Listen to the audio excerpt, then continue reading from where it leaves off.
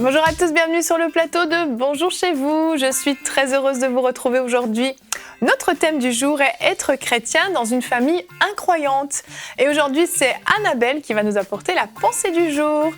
Et ensuite, dans la rubrique Pasteur, j'ai une question. Joël répondra à la question « Pourquoi Jésus dit-il qu'il n'est pas venu amener la paix, mais l'épée ?»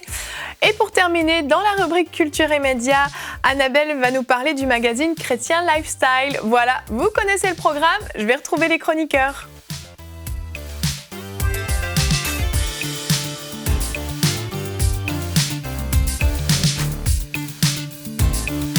Bonjour tout le monde. Bonjour. Ça va bien aujourd'hui? Bien. Va, ouais. Super. Il fait moins froid? Non, il fait toujours froid. Il y a quelques semaines, il a fait froid, mais maintenant ça va. Maintenant, ça va mieux. On s'est habitué. En fait, c'est ça, c'est ta tolérance au froid qui a changé. Arrête. Yveline veut toujours partir dans le sud. Oui, je veux toujours partir dans le sud, ça n'a pas changé. Aujourd'hui, donc, nous allons parler des personnes qui sont seules dans leur famille à être chrétiens, et il y en a beaucoup, malheureusement. Et aujourd'hui, si c'est votre cas à la maison, vous êtes le seul de votre famille à être au Seigneur, cette émission vraiment est pour vous. Vous allez découvrir peut-être des clés qui vont vous aider à mieux vivre cette situation. Et nous allons donc commencer tout de suite avec la pensée du jour.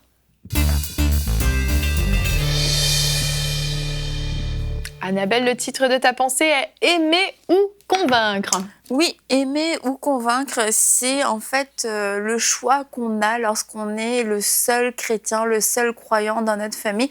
Et on peut souvent se tromper facilement de combat. Au lieu d'aimer sincèrement notre famille, on peut juste essayer de les convaincre.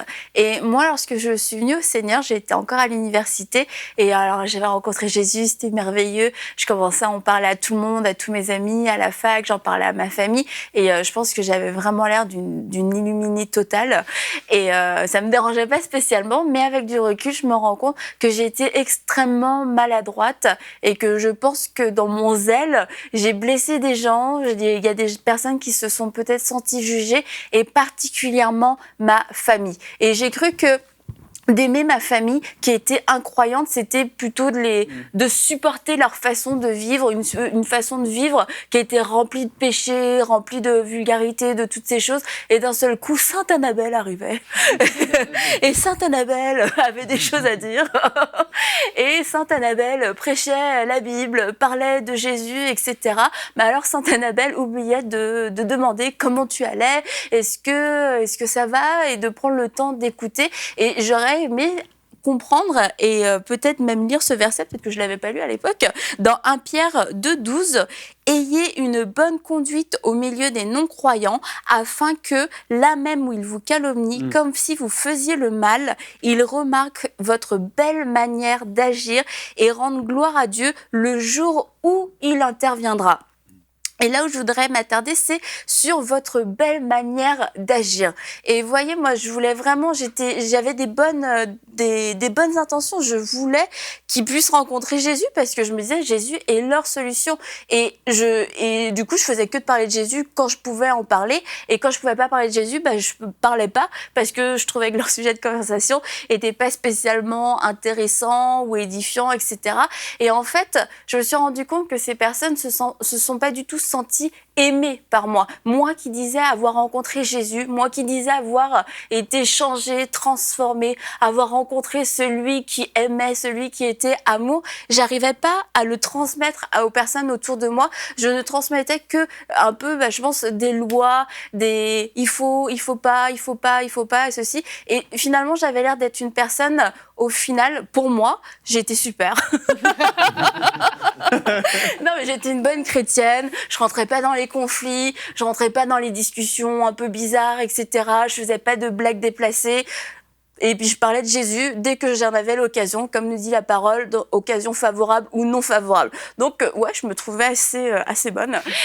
Mais par contre, du point de vue des autres, du point de vue de ma famille, en fait, j'étais une personne qui était plutôt distante, plutôt froide et facile à juger, à donner une parole de remontrance. Ah oui, mais bon, tu sais que la Bible dit que ceci, que cela. Et quelqu'un qui prenait jamais le temps de vraiment de s'asseoir, de passer un coup de fil pour demander est-ce que ça va bien. Et Et finalement, j'étais très intéressée par mes propres intérêts d'évangéliser plutôt que par les intérêts de ma famille qui avait besoin d'être aimée, qui avait besoin, oui, de rencontrer le Seigneur, mais qui avait besoin de savoir que même si on n'avait pas encore cette même foi, que je les aimais sincèrement et que Dieu les aimait sincèrement et je manquais énormément de grâce et de miséricorde et le fait de juste supporter n'était pas suffisant et Dieu m'a vraiment montré que je devais les aimer, tout simplement les aimer. Et on lit je vais d'abord lire ça, dans 1 Corinthiens 13, « Si je parle les langues des hommes et même celles des anges, mais que je n'ai pas l'amour, je suis un cuivre qui résonne ou une cymbale qui retentit. » Et lorsqu'on essaye de convaincre notre famille que Jésus vous aime, Jésus vous aime, Jésus vous aime, mais qu'on n'a pas d'amour réel et sincère pour eux, on est juste cette cymbale qui retentit. Et une cymbale qui retentit, ça casse les pieds. C'est irritant.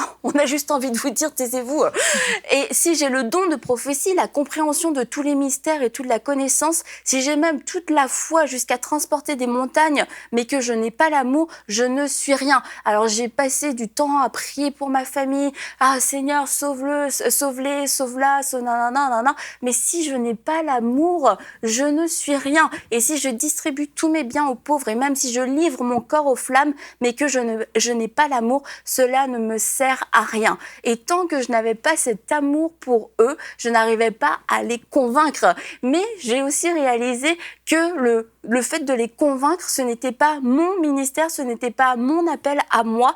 On lit dans Jean 16, « Et quand il sera venu, le Saint-Esprit, il convaincra le monde en ce qui concerne le péché, la justice et le jugement. » Et moi, ma mission, c'est d'aimer ma famille. Même si je suis la seule croyante dans ma famille, ce qui n'est plus le cas aujourd'hui, même si j'étais la seule croyante dans ma famille, Dieu me demandait juste d'aimer. Juste de les aimer, de ne pas être une prédicatrice sans cœur, de ne pas être une espèce de robot, Jésus t'aime, Jésus t'aime, Jésus t'aime, mais d'être animé d'un amour comme Jésus était animé par un amour et une compassion qui venait tout droit du ciel et qui faisait que oui, Jésus touchait les foules, Jésus faisait des miracles, mais Jésus n'était pas un robot à miracles. Donc je vous encourage à choisir le bon combat et à aimer votre famille. Oh, merci Annabelle. Oui, amen. Amen, c'est hyper encourageant ton témoignage parce que on voit qu'on peut mal partir, bien que tu pensais être bien parti, mais finalement, on peut se rattraper. Puis il y a vraiment une attitude à avoir dans ce type de famille. Et puis, c'est certain que toi, tu vivais pas non plus une persécution excessive comme certains peuvent le vivre dans leur famille où ils sont parfois reniés, déshérités ou humiliés sans arrêt, ils subissent moquerie sur moquerie, etc. Mais c'est vrai que quand on est seul à être au Seigneur dans une famille, c'est difficile, c'est très lourd, c'est épuisant, on a parfois envie de tout abandonner et puis on est sans arrêt en conflit et puis on a tendance, comme tu le dis, à vouloir convaincre, à vouloir... on est un peu sur la défensive en permanence en fait et ça crée une mauvaise image en fait. Et puis il ne faut pas oublier que quand on est chrétien, on représente Christ et souvent l'image qu'on va donner, surtout au début de notre conversion où on est vraiment tout feu, tout flamme, ce qui se passe c'est qu'on donne une mauvaise image et on peut voir le verset du jour que tu as cité, qui aujourd'hui est dans 1 Pierre 2, 12. C'est une autre version de ce que tu as lu, donc comme ça vous donnera à vous à la maison une compréhension peut-être différente. « Ayez au milieu des païens une bonne conduite, afin que là même où ils vous calomnient, comme si vous étiez des malfaiteurs, ils remarquent vos bonnes œuvres et glorifient Dieu au jour où il les visitera. » Et c'est un verset qui est plein d'espérance parce que ça finit au jour où il les visitera. Donc c'est vraiment un verset qui est très encourageant, qui nous montre que si on a la bonne attitude, malgré les insultes, malgré les calomnies, malgré les moqueries, si on a la bonne attitude, le Seigneur viendra à un moment ou à un autre les visiter et là, ils sauront qu'on avait eu la bonne attitude. Donc, nous, autour de cette table, c'est vrai qu'on... Joël, Frank, Jonathan, je crois que vous tous, vous êtes nés dans une famille chrétienne, mais je suis sûre que vous auriez quand même des choses à dire aux gens qui nous écoutent pour les encourager. Sûrement, il y a des personnes dans ma famille qui ne sont pas encore sauvées. Et puis, je pense, une façon qu'on peut... Non, je plaisante. Mais en fait, pour vraiment aimer ces gens-là, je pense qu'on doit les voir comme Dieu les voit. Et puis aussi, ne pas avoir des attentes irréalistes. Oui. Puis ça, c'est une chose que j'ai dû comprendre moi-même, sans trop décrire la personne. Mais des fois, on a des attentes. On peut dire, mais c'est pas possible que la personne soit de telle façon. Puis après, comme je parlais avec mon épouse Mathilde, j'ai dit, on ne doit pas s'attendre de voir les fruits de l'esprit dans la vie de cette personne parce qu'elle est perdue. Elle est comme son père qui est vraiment terrible, le diable. Ouais. Donc, si on n'a pas d'attente, ça va être plus facile pour nous d'aimer, je pense. Parce que des fois, on peut voir une personne dire, elle est égoïste, centrée sur son jeu, mais c'est normal. Et puis, quand on a arrêté de s'attendre de voir une bonne personne, on la reçoit comme elle est, et puis on croit que Dieu va la transformer, et on peut prier pour elle et vraiment l'aimer. Et puis, je pense pas qu'elle écoute l'émission, donc ça, c'est vaste. mais c'est ce que je pense que ce qui est important dans ce que tu dis, c'est que souvent, on a oublié qui on était avant d'être au Seigneur. Bah, toi, tu as connu le Seigneur quand tu étais tout petit, donc tu es éliminé. Mais souvent, on a oublié et on manque de grâce, on manque de miséricorde parce qu'on a oublié que nous, on était comme eux, en fin de compte. Qu'est-ce que tu as dit, Annabelle? C'est surtout, tu veux qu'ils connaissent Jésus, mais sont supposés le connaître, en fait, au travers de nous et comment on vit. Pas par nos paroles et convaincre, comme tu as dit. C'est complètement... C'est le contraire complet. Ils sont supposés voir Christ en nous et avoir une envie d'avoir ce qu'on a. T'es supposé être différent. Et puis, c'est là, comme qu'elle a dit, c'est juste le fait d'être là et d'aimer. Je pense qu'il y a beaucoup de chrétiens qui ont oublié ça. Juste le fait d'être là et de parler, des fois, de n'importe quoi, d'être là, une oreille qui va écouter, d'être quelqu'un qui va pouvoir... Ils savent qu'ils peuvent t'appeler s'il y a quelque chose parce que c'est quelqu'un qui va pas parler partout à d'autres. T'es juste un modèle. Et la parole en parle tellement d'être un bon modèle, d'être un exemple pour tous. Et puis, on doit l'être, mais sans, comme tu dis, quand tu sors la main, tu parles en langue. Tu sais, c'est trop, là. T'as pas dit ça, mais tu comprends ce que je veux dire. Il y a des niveaux spirituels, les gens, ils comprennent pas. Ils sont pas sauvés. C'est le fait d'être un modèle, d'être Jésus ici sur Terre, et ça va donner envie. Jésus attirait des foules de gens à lui. Donc, c'est supposé être comme ça aussi. Oui. Et la difficulté avec la famille, c'est qu'ils nous connaissent bien. Oh, ouais. Parce que c'est ça, la famille. Et ils La nous ont famille, c'est connus des avant gens aussi. qui connaissent très bien, connaissent le caractère et qui sont avec nous et qui vivent avec nous. Parce que aller dans la rue et puis parler à quelqu'un avec un beau sourire en disant « c'est formidable, Jésus t'aime » et on a un beau sourire, on dit « waouh, il a l'air heureux celui-là ». Mais quand on parle à sa famille avec un beau sourire, si le lendemain on fait la tête, si après on est fâché parce que quelqu'un en a reçu une mauvaise nouvelle, le témoignage est plus difficile avec des gens que l'on fréquente au quotidien. Oh oui. Parce que même les jours où ça va mal, même les jours où on est plutôt grincheux, il faut être là pareil. Et en fait, ce qui va faire le témoignage ici, puis je m'adresse peut-être à ceux qui se disent « Ah ben mince, j'ai été le grincheux ce matin » ou « J'étais de mauvaise humeur ». Bon, le témoignage, c'est justement notre manière de réagir dans ces moments-là. C'est pas parce qu'on a des moments où on a eu une parole un peu forte, où on a mal réagi, où on s'est manqué. Mais quand on vient voir la personne pour s'excuser, pour dire « excuse-moi, là, hier, j'allais pas ou ce matin, puis j'aurais dû t'aider », bon, c'est ça le témoignage. Le témoignage, c'est pas venir faire des leçons de moralité, de bonne conduite et de dire aux autres « fais pas ceci, fais pas cela hein, », comme tu l'as dit. Le témoignage, c'est vivre. Jésus dit « c'est à l'amour que vous avez les uns pour les autres qu'ils verront que vous êtes mes disciples ». Et cet amour, si on doit l'avoir dans l'Église, à plus forte raison dans la famille et à plus forte raison pour les gens qui sont les nôtres, les proches. Il est dit encore au niveau des serviteurs que si on n'est pas capable de prendre soin de sa propre famille, comment est-ce qu'on peut prendre soin de l'Église? Alors, il faut prendre soin de votre famille. Donc, on s'adresse ici aux chrétiens dans une famille incroyante. Prends soin de ta famille. Tu dois les aimer. Tu dois leur apporter l'amour de Dieu, être un modèle, être un exemple. Tu n'es pas parfait, et personne ne l'est, mais dans tes manquements et dans tes faiblesses, eh bien là, il faut montrer le caractère, ta bonne volonté, être capable de s'excuser, être capable de demander pardon, de corriger. Et puis, comme l'a dit Annabelle aussi, s'intéresser à l'autre. Et dire, bon, on n'est pas là juste pour avoir un converti dans notre Église, pour augmenter le nombre de personnes dans cette Église bizarre, diront certains. On est là juste parce qu'on t'aime et qu'on veut le mieux pour toi. Oui, je crois qu'il y a une attitude aussi qui fatigue au plus gros point les incroyants, c'est quand on a cette attitude de s'offusquer en fait pour la moindre chose. Comme tu le dis, on s'attend peut-être à une attitude de la part des membres de notre famille et il y a un gros mot, il y a une façon de vivre, il y a des façons de faire, il y a des choses qui sont faites et puis aller s'offusquer sans arrêt. Alors qu'au fond, Mais on vivait de la même façon avant, et puis eux, l'attitude qu'ils ont, c'est juste l'attitude de personnes qui ne connaissent pas le Seigneur. Ça n'a pas d'importance en réalité. Tout ce qui est fait dans ces moments-là de leur vie, c'est juste parce qu'ils ne sont pas sauvés, ils ne connaissent pas le Seigneur. Et puis cette façon d'aller s'offusquer pour un oui ou pour un non, pour justement s'essayer de se mettre un peu une auréole sur la tête, ça fait qu'on se place un peu au-dessus d'eux. Et puis c'est humiliant en fait, pour eux c'est humiliant, et puis ça met une distance en fait. Et je crois que vraiment l'enjeu quand on est chrétien dans une famille incroyante, c'est de réduire cette distance. C'est certain, il y a un fossé entre eux et les autres forcément, mais le but c'est de réduire au maximum cette distance pour qu'il y ait une proximité, pour qu'on soit une oreille comme vous avez pu le dire, pour qu'on puisse vraiment leur apporter le soutien dont ils ont besoin, etc. Et puis avant qu'on... Et peut-être pour être sûr que personne ne te comprenne de travers, ça ne veut pas dire qu'il faut fumer un pétard avec eux ou boire toute la nuit avec eux. Non, il y a quand même certaines limites, mais on n'est pas là pour accuser, on est là voilà, mais je pense que c'est une chose importante, comme tu as mentionné, Annabelle, avant, tu ne voulais pas comme, entrer dans des sujets, puis je pense que ça, c'est bien, parce que des fois, les chrétiens veulent débattre avec leurs proches, et la Bible nous dit, l'homme charnel ne reçoit pas les choses de l'Esprit de Dieu parce qu'elles sont spirituellement discernées. Donc, ça ne vaut pas la peine d'entrer dans des débats avec nos proches et dire « mais non, c'est comme ça qu'on devrait vivre ». Non, parce que ces gens-là ne sont pas sauvés. Donc, ils ne peuvent pas comprendre même les choses qu'on peut comprendre. Donc, je pense qu'il faut vraiment aimer puis être cette personne disponible.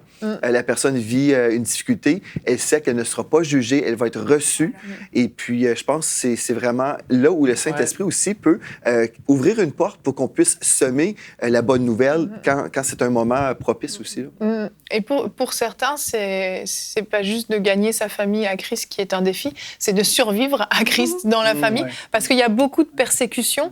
Et puis j'aimerais aussi qu'on puisse s'adresser à ces personnes-là, parce que pour eux, peut-être amener leur famille à Christ, c'est déjà un haut niveau. Ils s'attendraient juste à ce qu'on les laisse tranquilles et au moins pouvoir vivre leur foi. Je pense à des chrétiens qui sont dans une famille musulmane ou catholique, pour certains qui vont être vraiment persécutés lorsqu'ils vont passer du côté évangélique, si je peux le dire comme ça. Enfin, il y a différents endroits où vraiment, simplement des familles incroyantes qui vont vraiment persécuter, se moquer, insulter. Ça peut être très, très difficile d'être seul dans une famille comme ça. Des familles communistes, des familles athées, il n'y a pas que... Il y en a plein, oui, j'ai pas tout cité, mais qu'est-ce qu'on pourrait conseiller à ces gens-là Quelqu'un a envie de parler La Bible nous dit que l'amour couvre une multitude de fautes et en tant que croyant, une fois qu'on a Jésus-Christ, c'est vraiment un devoir qu'on a que de garder notre cœur et de garder notre cœur aussi par rapport aux persécutions, aux attaques, aux offenses, parce qu'on peut vite devenir découragé, amer ou découragé ou amer. Et c'est de puiser dans cet amour surnaturel qu'on a reçu pour pouvoir supporter ces offenses, pour pouvoir supporter la persécution, et en nous rappelant que Jésus a été persécuté. Il a dit j'ai été persécuté, le monde vous hait parce que vous n'êtes pas du monde. Si vous étiez du monde, le monde vous aimerait. Et c'est quelque chose qui n'est pas nouveau. Et de se dire que il y en a. C'est vrai que c'est facile peut-être à dire, dit comme ça, mais vraiment, il y a des millions de chrétiens aujourd'hui qui vivent leur foi de façon extrême, de façon cachée, sont persécutés par des gouvernements, persécutés par la famille. Persécutés par la famille, comme tu disais, Jonathan, c'est des gens qui nous connaissent bien. Donc, quelquefois, ça fait très mal, oui, parce que ça te faisait bien rire avant. Toi, avant, tu faisais ça. Toi, avant, tu étais le premier à vouloir faire ci et ça. Et c'est de pas tomber dans des disputes de mots qui vont être vaines, mais de garder notre cœur et de vraiment garder ce focus sur l'amour, de dire l'amour couvre une multitude de fautes, et je crois que c'est quelque chose qui va nous porter et qui va faire en sorte qu'on va garder notre cœur quoi qu'il arrive. Et garder la foi. Oui, et garder la foi. Et arriver à mettre les choses en perspective, et pas être juste bloqué là sur une mauvaise attitude, mais bien souvent, la personne qui blesse, c'est quelqu'un qui souffre. Quelqu'un qui est dans un mal-être, qui souffre, qui va mal, va être offensant et va blesser les autres. Et quand on réalise ça, que les personnes de votre famille qui vous blessent, qui vous font souffrir, qui vous persécutent peut-être même, ce sont des gens qui sont malheureux. qui n'ont pas l'amour de Dieu, qui connaissent pas la joie, la paix que vous avez, qui des fois sont jaloux d'une paix, d'une joie qu'on peut avoir. Et quand on réalise ces choses, on peut avoir de la compassion.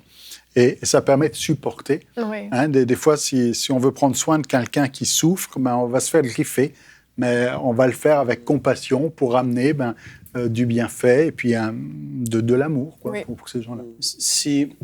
Moi, j'ai une question pour toi, Annabelle. Ah, oh. Si les gens qui sont à la maison, ils vivent peut-être ce que tu as vécu, toi, tu as dit au début, tu as été peut-être maladroite dans ce que tu as fait. J'imagine que pour toi, la prière, ça a joué un grand rôle pour pouvoir en voir être sauvé dans ta famille. Ou je ne sais pas comment tu as agi pour peut-être te rattraper dans des choses que tu aurais pu mal faire. Ou pour pouvoir... Oui, il y a une partie de ma famille qui s'est convertie. Vraiment, je sais exactement quand, parce qu'on a eu des temps de prière avec Jérémy. Et je savais que c'était le moment. Et quelques jours après, ils ont été sauvés. Mais tu as une autre partie de ma famille. Dieu m'a parlé. Et Dieu m'a parlé dans un rêve. Et Dieu m'a montré à quel point j'étais dure.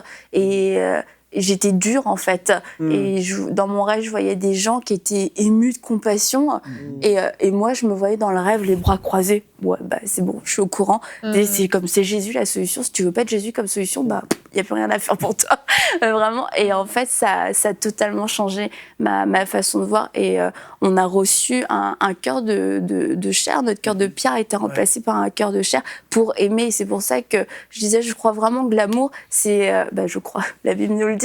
C'est le lien de la perfection. C'est le seul lien qui va faire en sorte qu'on va pouvoir être unis, qu'on va prier de tout notre cœur, sincèrement, et qu'on va pouvoir aller au-delà de la persécution, des moqueries, des accusations.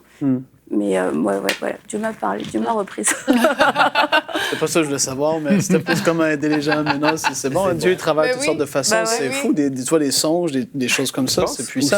Aussi, admettons, dans un cas comme le tien, une personne peut se repentir aussi auprès de la famille. Hein, si on a été dur, si on se repent et on dit « je te demande pardon de la façon que j'ai pu agir », je pense aussi, oui, ça peut toucher la personne aussi et puis changer même la relation. Exactement, oui.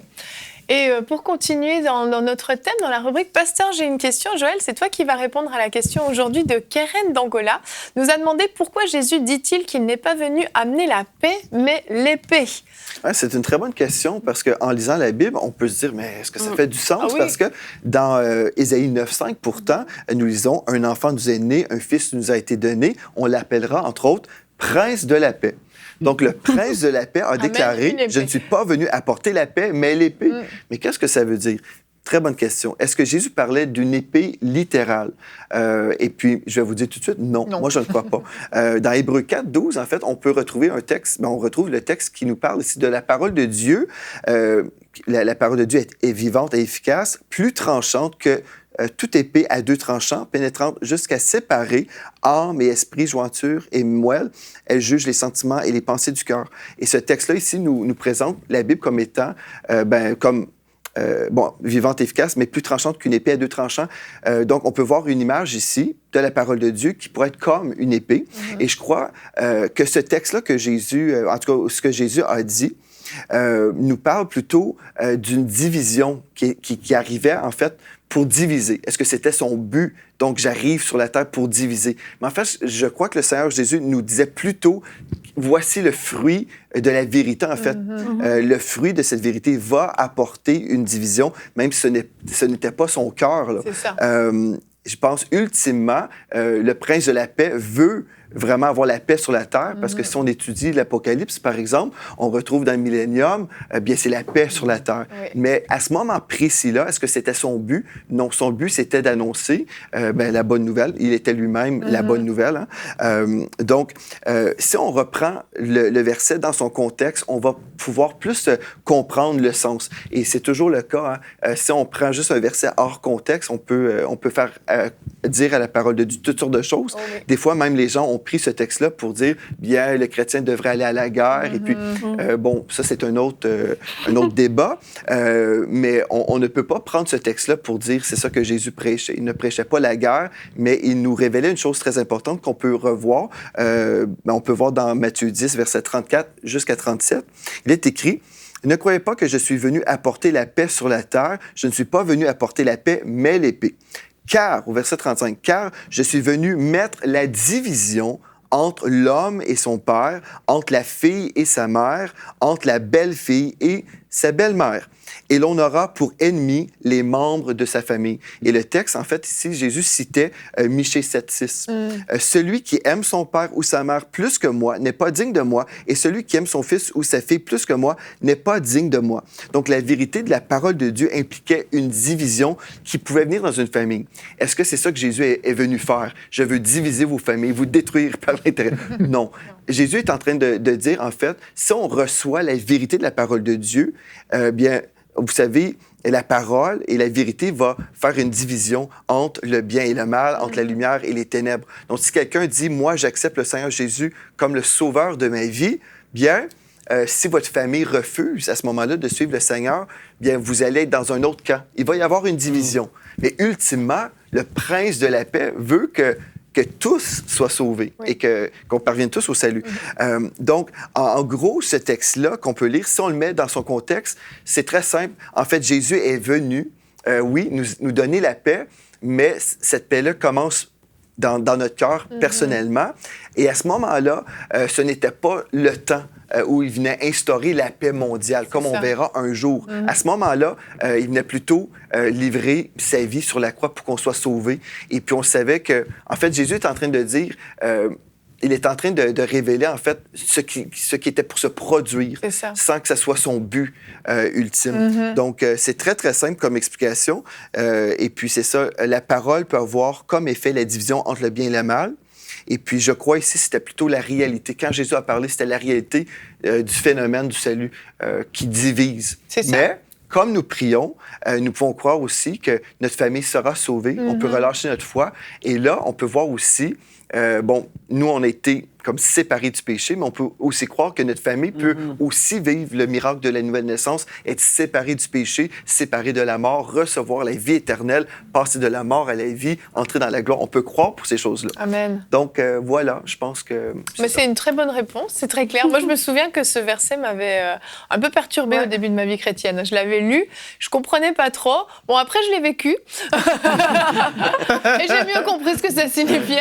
J'ai compris qu'effectivement, c'était pas la volonté de Jésus, c'était pas ça qu'il voulait apporter, mais que bon, c'était une des conséquences du salut, en fait, et du fait que d'autres n'étaient pas encore sauvés. Merci pour ta réponse. Nous allons continuer maintenant avec la rubrique Culture et médias.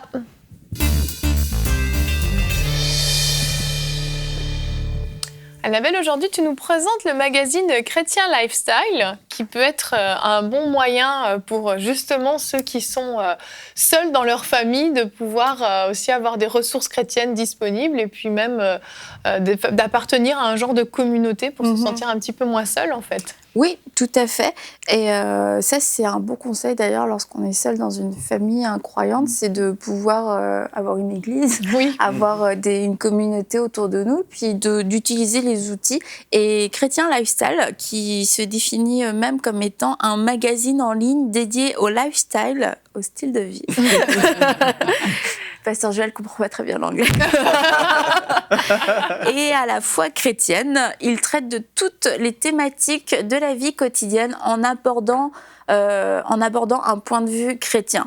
Et je trouve que c'est vraiment très pertinent. Et quand je repense à notre sujet, c'est encourageant parce que il y a vraiment beaucoup de thématiques qui sont abordées. Alors là, on voit leurs magazines qui sont sortis au mois de janvier et au mois de juin, c'est ça, 2017. Juin, et le magazine a 2 ans en fait. Ça fait 2 ans là en janvier. Ils Donc ont c'est un magazine papier. Non, c'est un magazine en ligne. Ok. Est un magazine en ligne dédié au lifestyle. C'était au cas où les gens n'avaient pas bien écouté. Donc le là, début. on voit le magazine de l'été, maintenir le cap de la sanctification durant l'été. Excellent thème. Comment gérer son budget. Donc c'est vraiment des thèmes, il y a un petit peu de tout. Et c'est pour ça, lifestyle, ça touche à tous les domaines de la vie. Et quand on est un peu tout seul, on n'a pas forcément d'enseignement, on commence dans la vie chrétienne ou même après, on a besoin d'avoir tous ces petites astuces pour savoir quoi faire. C'est la première fois qu'on passe des vacances en tant que chrétien. Qu'est-ce qu'on fait maintenant? On va plus en boîte de nuit. Donc voilà, ça parle de tout ça. On va à l'église. Bah voilà, on le sait pas forcément. Midi et soir. Donc Chrétien Lifestyle, c'est aussi sa page Facebook. Et je pense qu'en fait beaucoup de gens les connaissent plus en tant que cette communauté que tu disais sur Internet, que comme un magazine finalement, mais c'est avant tout un magazine, d'accord? Je veux pas qu'ils m'en veuillent. Et sur Facebook, vous êtes 132 800 et quelques à suivre Chrétien Lifestyle. J'en fais partie. Oh. Et on voit sur la page Facebook de nombreuses publications, des versets, des citations. On peut voir après les versets peut-être. Voilà, ne crains rien car je suis avec toi. Avant que moi, je te répondrai. C'est tout le temps avec des beaux designs, des belles photos en plus. Là, on a des citations. Et le soleil vient de se lever, encore une belle journée avec Jésus. Certains auront reconnu le petit clin d'œil, les plus vieux. Et même moi, je l'ai reconnu. Que la prière soit ton premier choix, pas ton dernier recours. C'est vraiment des citations pertinentes, encourageantes, faciles à partager. Et puis là aussi, du coup, on peut mettre ça sur son mur Facebook. Et puis, on n'est pas trop intrusif, on n'est pas désagréable. Et c'est vraiment des bons conseils. Et aussi, Chrétien Lifestyle, dernièrement, a commencé à organiser des ateliers où quelques personnes se réunissent ensemble. Donc là, on voit Atelier Chrétien. Donc vous avez toutes les infos sur atelierchrétien.com et vous voyez que celui de fin d'année 2017 était complet. En fait, je pense qu'un peu tous leurs ateliers qu'ils font finissent complets. Ouais, ça marche vraiment bien. Oui, c'est sûr. Ils disent un moment entre chrétiens, des activités collaboratives, des orateurs d'exception. Je n'ai pas été invitée, je comprends pas.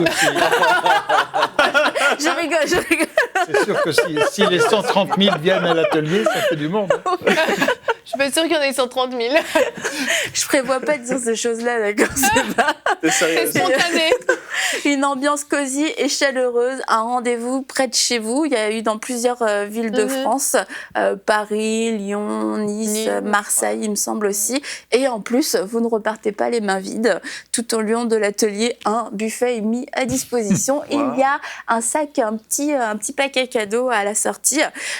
Donc voilà, puis aussi, il y a des petites vidéos drôles, en tout cas que moi je trouve drôle, sur Chrétien Lifestyle. On peut peut-être en regarder la petite vidéo que j'ai vue sur leur page Facebook.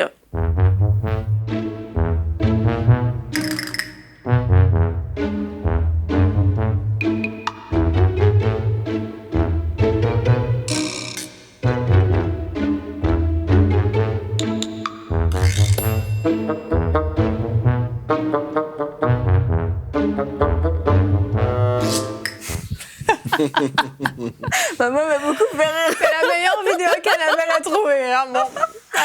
Annabelle fait ses sélections. Explique la vidéo, Annabelle. Il n'y a rien à expliquer. C'est tout, assez clair. Oui. Elle est très claire. C'est bien. En gros, quand tu veux résister à la volonté de Dieu, t'es comme ces gens qui essayent de faire rentrer leur canapé gigantesque dans leur minuscule. Voilà. Je suis sûre que ça va parler à quelqu'un. Quelqu'un va avoir la révélation. Pas toi. Il y a quelqu'un d'autre. Donc, Chrétien Lifestyle, c'est une équipe de jeunes chrétiens, tous âgés de la vingtaine, vivant dans la région parisienne. Et la fondatrice, qui s'appelle Judith, dit qu'en fait, elle a commencé ça un peu comme une activité extrascolaire. Et c'était un peu entre le blog et le webzine. Je pensais jamais dire ce genre de mot un jour. Et puis finalement, vu l'engouement, vu le succès, ça a pris de l'ampleur. Donc aujourd'hui, Chrétien Lifestyle, c'est donc un magazine, on l'a vu. D'ailleurs, le magazine est disponible sur abo.chrétienlifestyle.com. Et là, tous les magazines déjà en ligne sont disponibles à l'achat à 1,50 €. Donc 1,50 €, c'est symbolique en fait. Ouais, voilà, vraiment.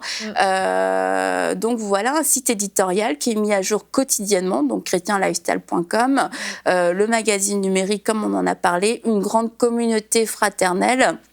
puisque maintenant, en plus, il y a ces ateliers Avec où on les peut se ateliers, rencontrer vraiment en personne, et aussi un média anglophone depuis septembre 2017. Alors, c'est sûr que moi, j'aime beaucoup leur site. Je trouve ça vraiment super de partager tout ce qu'ils partagent, que ce soit les vidéos, les petites vidéos drôles.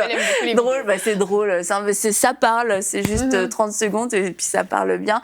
Leurs articles aussi, vraiment, leurs articles sont très pertinents sur l'éducation, la famille, l'argent, le couple. Ouais, puis il y a des actus aussi, les derniers films chrétiens qui sortent. Ça regroupe énormément de sujets et honnêtement, j'ai jamais rien vu de mauvais. À chaque fois, je me dis, c'est vraiment bien. Je lis un article, à chaque fois, je me dis, waouh, c'était super, j'étais super bénie. Et en général, c'est assez court, assez concis. Ça s'adresse un petit peu à tout le monde. J'avoue, je n'étais pas étonnée de voir que c'était une équipe dans la vingtaine. Oui, tu vois que ça s'adresse à un public c'est quand même jeune, assez jeune, mais tu peux quand même y aller. Merci de ne pas l'avoir dit. Donc les grands-parents peuvent y aller aussi. Voilà, c'est ça. Si tu toques avec à côté de moi, ça aurait été à toi. Mais lui, il n'est pas le grand-père encore. encore. Compliment. Donc voilà, chrétienlifestyle.com, il y a la page Facebook, page Instagram, le magazine à commander. Donc super ressource. Yveline aime, donc tout le monde aime. Validé par Yveline. C'est bon. Non, mais c'est vrai, j'aime beaucoup leurs articles, sincèrement. Comme toi, quand je les lis, je suis souvent... parce que, voilà, on l'a souvent dit dans cette émission, il y a de tout sur Internet et sur Facebook. Et puis, parfois, je lis des choses ou je regarde des vidéos, puis je suis là, non. On voit que c'est pas forcément un accord avec la parole de Dieu, où il y a des fois des petits courants un peu bizarres qui viennent s'immiscer. Et je trouve que dans Chrétien Lifestyle, vraiment, leurs articles sont vraiment... toujours très, très bien rédigé déjà, et puis vraiment le contenu est vraiment biblique, c'est toujours un fondement biblique, il y a des versets à l'appui, et ça je trouve que c'est quand même hyper important pour un magazine chrétien, c'est un peu la base quand même. Donc, c'est ça, ils se sont pas perdus dans leur éditorial. C'est tous les sujets de la vie quotidienne, mais abordés avec un point de vue chrétien, et on ressort à chaque fois qu'on lit un article avec vraiment une pensée claire de ce qui a été communiqué de façon biblique et qui va pouvoir être applicable tout de suite dans notre vie. Exactement. Oui. Merci Annabelle pour ton travail de recherche approfondi et ta super vidéo. Oh, ça va, elle était super. Je l'avais déjà vu. On va voir un témoignage, tu vas voir. Un témoignage de quelqu'un qui a une révélation. Tout à fait. Peut-être si on avait mis le canapé dans l'autre sens, ça rentrait. Ça rentrait pas. Envoyez un témoignage, sauvez-moi s'il vous plaît. L'illustration ne fonctionne plus, Jonathan. Le canapé est censé rentrer dans la voiture, il faut comprendre. Ça rentre pas. C'était une métaphore. Seul moyen, c'est de le mettre sur le toit. Allez, on passe à autre chose.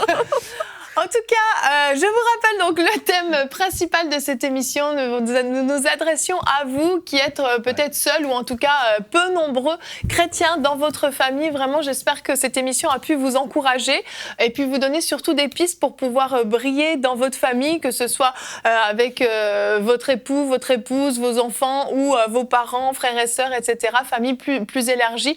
On sait comment ça peut être difficile, même si la plupart, on a quand même une famille assez chrétienne, on a quand même tous des incroyants qui gravitent autour de nous et on sait à quel point ça peut être compliqué, donc on veut vraiment vous encourager, que vous soyez fortifiés là où vous êtes, ne renoncez surtout pas à votre foi. Si vous êtes persécutés, si vous êtes calomniés, c'est un signe que vous êtes sur la bonne voie. Jésus nous l'a dit, s'ils m'ont persécuté, ils vous persécuteront aussi. Donc je veux vraiment vous encourager, ne baissez pas les bras et même si c'est pas facile, sachez que vous n'êtes pas seuls. Non seulement vous avez des frères et sœurs partout autour de vous sur la terre, mais surtout le Saint-Esprit est avec vous en tout temps et vous pouvez compter sur lui, vous pouvez compter sur sa sagesse, sur le discernement qu'il peut vous donner, sur l'amour qu'il dépose en vous. Vraiment les clés qu'Annabelle nous a communiquées dans la pensée du jour, vraiment je vous invite à vous en saisir.